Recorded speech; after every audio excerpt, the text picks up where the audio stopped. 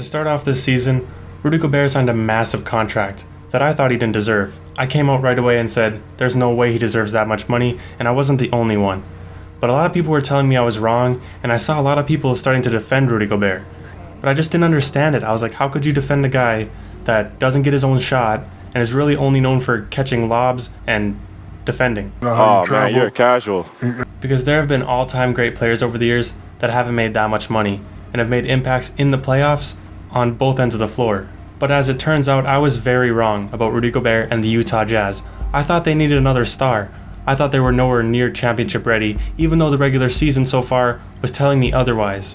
Now still, I think we should chill on the hype on them just a little bit because we've seen this before. We've seen regular season teams dominate and then get to the playoffs and look like a totally different team. But that doesn't change the fact that I was dead wrong, and a lot of people were dead wrong on the Utah Jazz. Now why is that so? Well, let's start with Rudy Gobert. When I said he couldn't get his own shot, I meant that, and he still can't. But this guy is a master in the pick and roll. He will hardly ever commit an offensive foul, and he'll give guys plenty of space, which leads to open space for him when he rolls to the hoop.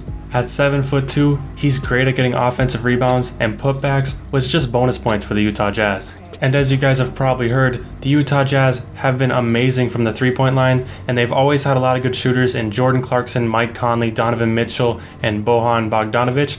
So when they're surrounded by shooters like that, it gives Rudy Gobert even more space to operate, and he's always in the right place at the right time. The key with Rudy is he's not going to score a ton of points, and he's not going to take a ton of shots. He is a damn near 70% shooter from the field. But that's on offense. Now let's talk about the defense.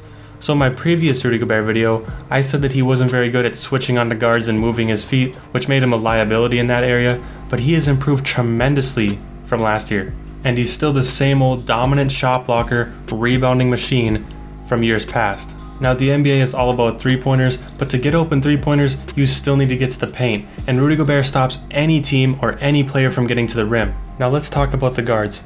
We already know about Donovan Mitchell. I mean, the man's a D-Wade Jr. But let's talk about Jordan Clarkson. Now, you should already know who Jordan Clarkson is. That is if you've seen a Lakers game before LeBron was there, or even if you've seen Jordan Clarkson with LeBron on the Cavs.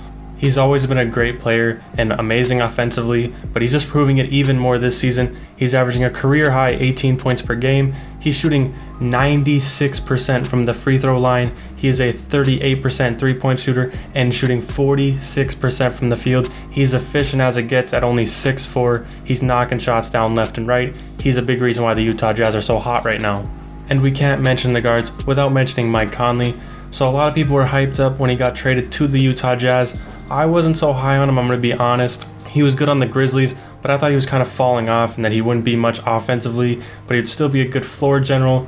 But to me, the Jazz need another star, and he wasn't that star. But boy was I wrong. He is currently putting up 16 and 6, and he's shooting 42% from 3, but he's one of those players that does more than what the stat sheet shows. He's been that floor general that I thought he was going to be, and he's provided so much more, and he's another big reason why the Utah Jazz are so dominant. And then Bogdanovic has simply been Bogdanovic. He's back to his old self. I mean, he's the guy that hit that game winner against the Houston Rockets with 2 guys on him. It's just, he's unbelievable, and he's still playing that way. If you ever hear a commentator say Bogdanovic for 3 and the guy's not on your team, you should fear for your life. Honestly, we should have expected this from the Utah Jazz. I mean, they are playing with the GOAT, Joe Ingles, on their roster as well. So honestly, number 1 seed is a underachievement for them. But even with all that being said, the Utah Jazz haven't really changed much from last year as far as the personnel goes, but their game is just transformed. All the players that they took a chance on are paying off and are now playing their best basketball.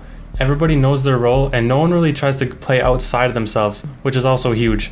On top of that, they're scorching hot from 3. But that's all I have to say about the Utah Jazz. Now I want to hear from you guys. Do you think that this is a fluke, or do you think they can keep this up in the playoffs? Also, leave a like if you enjoyed this video and subscribe for more NBA content just like this. And I'll see you in the next upload.